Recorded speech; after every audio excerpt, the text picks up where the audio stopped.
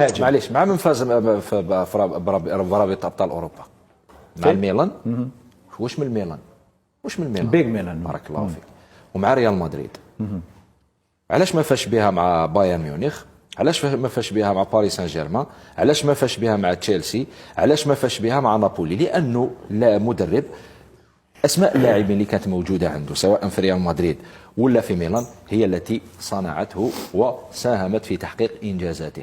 أنشيلوتي ايضا داهيه في كره القدم، كي نهضروا القاب وانجازات والاحسن في العالم حاليا. كارلو أنشيلوتي احسن من غوارديولا واحسن من كل المدربين المتواجدين حاليا في العالم. كارلو أنشيلوتي هو احسن مدرب في العالم. نعم، وهذا من حقك. لما ما يلعبوش مليح الفرديات ما يكونوش يبان بلي ما عندوش افكار. محمد ما عندوش افكار. حبيت أنشيلوتي ايضا داهيه في كره القدم، كي نهضروا القاب وانجازات والاحسن في العالم حاليا.